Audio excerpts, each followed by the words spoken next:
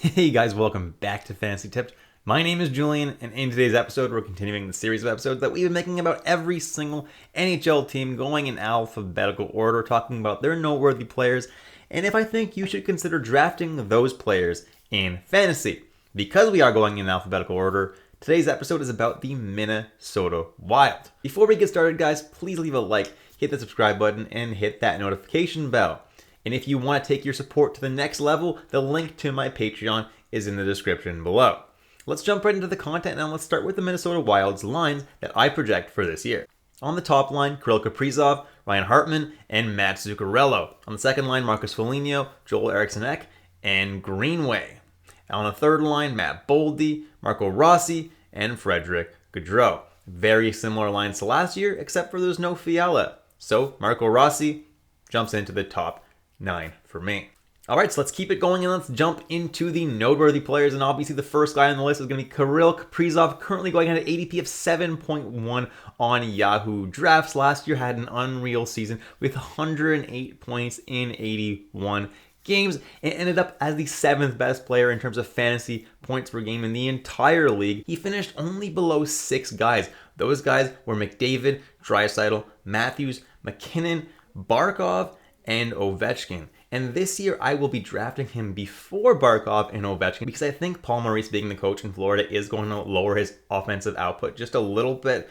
And Ovechkin obviously is getting older, so I'm not going to be drafting him in the top 5 either. So I'd actually consider drafting Kaprizov at number 5 after McDavid, Draisaitl, Matthews, and McKinnon. It's either him or Makar at number 5, I think, are both really good bets. Either Kaprizov if you want someone who's going to be absolute stud for you throughout the season, or Makar if you just want the absolute best defenseman available to you in the draft. Then I have Marc-Andre Fleury, currently has an ADP of 50.4. Had a decent year last year, split between Chicago and Minnesota. 4 shutouts, 28 wins.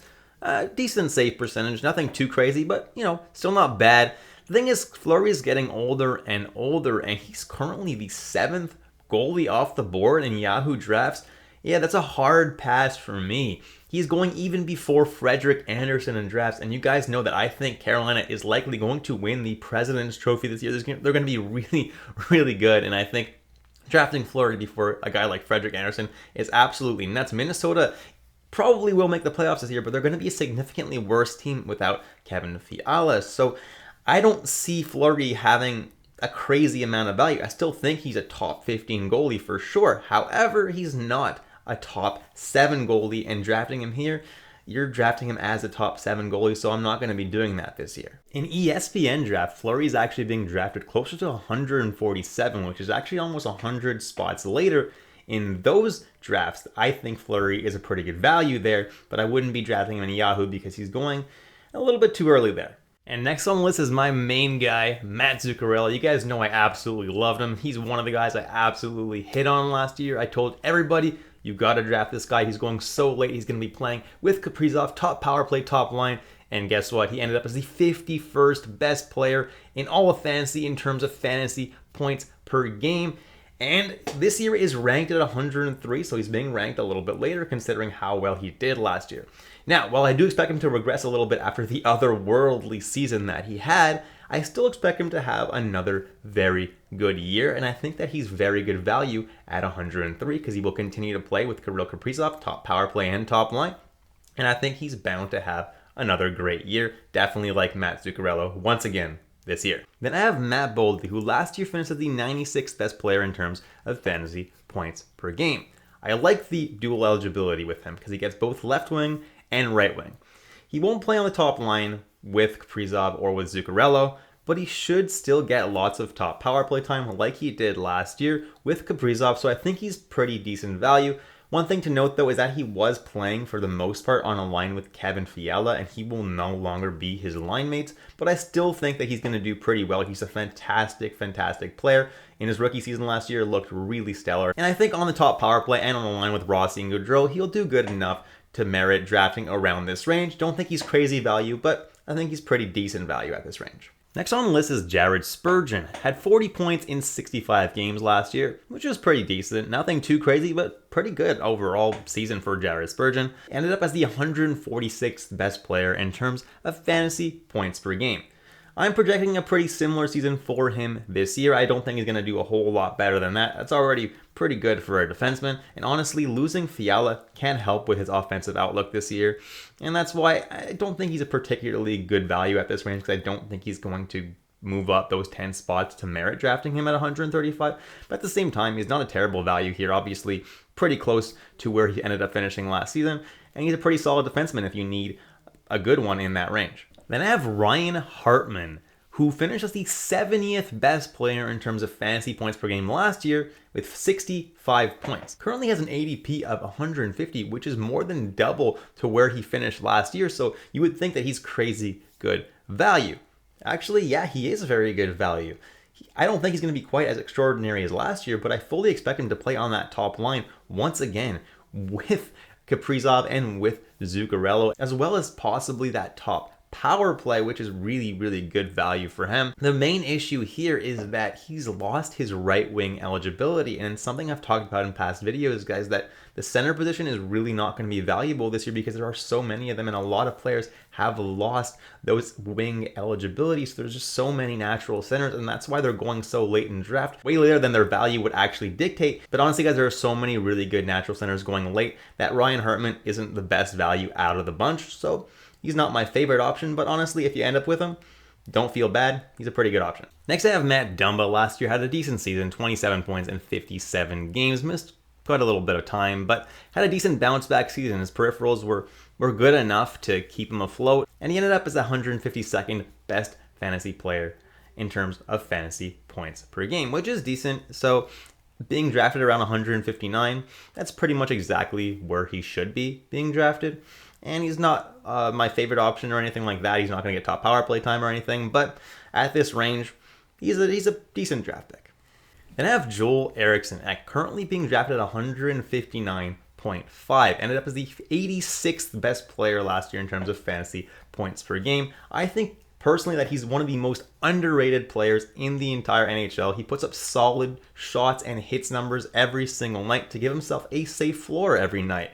The only issue, obviously, is the center issue once again. There are so many natural centers that him being locked in a center is not super valuable, but at 159, he's pretty good value if you haven't yet taken one of your center spots and you want one, because Eriksson Ek is going to be very, very solid. I actually prefer him to Ryan Hartman. All right, so next on the list is Marcus Foligno, who finished last year as the 102nd best player in terms of fantasy points per game with 42 points. And this year he's going as the 171st fantasy player in terms of ADP, which is very good. He's someone who puts up a very solid amount of hits to give himself a safe floor in hitting leagues. And also, if you have penalty minutes in your league, he's someone that you're going to want to look at as well. He was 8th in the league in terms of penalty minutes, and that's something that's very, very helpful for you. And he's going really late in drafts at 171. So if you're in a Cats league with penalty minutes, he's someone that you're definitely going to be wanting to look at. And even without penalty minutes, as long as you have hits in your league, Foligno is very good value at this ADP. All right, then I have Marco Rossi, who I currently project playing on the third line with Gaudreau and with Matt Boldy. Not terrible, but it's not the best position for him to succeed in fantasy either. Last year wasn't so great in the 2-game sample size that he had. I really hope that he's done a lot of work over the offseason and really explodes in training camp. And if he does, then I'm definitely going to be taking a look at him. But for now, he's someone that I'm not going to be drafting until I actually see him perform on the ice. Then I have Jordan Greenway. Last year, 27 points in 62 games, playing on that line with Foligno and with Eriksson Ek.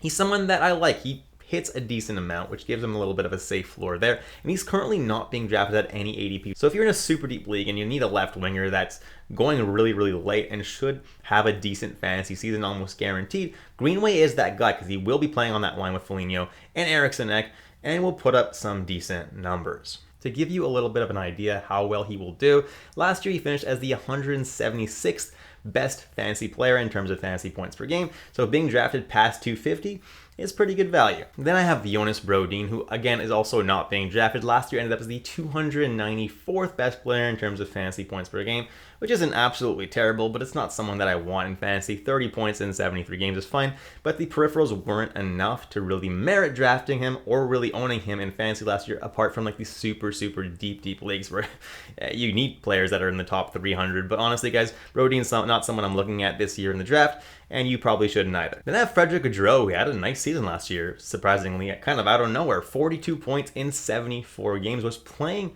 with Fiala and with Matt Boldy on that third line. Now, I do like the dual eligibility, where he has both center and right wing eligibility, and I think that he's a decent pick in a super deep league, because last year he finished as 266th, the best fantasy player. But guys, this year he loses Kevin Fiala as a line mate, and I think that's going to hurt him. So personally, I wouldn't be touching him, even in really deep leagues. And then if he does start to turn it on, he's someone that you can pick up. He's not really being drafted in almost any league, so you don't have to really worry about it. He's someone that you can keep your eye on. Then I have Alex Goligoski, who started off the season really strong last year, but only ended up with 27 points in 62 games, kind of fell off a cliff. So it's possible that this year, once again, he's able to start the year strong. He is getting older, so maybe he's able to start strong, but then he gets tired and whatever happens, and he's not able to finish strong. So it's possible that if over the first few weeks, he's going to be really good, but I need to see the bounce back first, or I'm not touching Goligoski. I'm definitely not drafting him. I'll have to see it.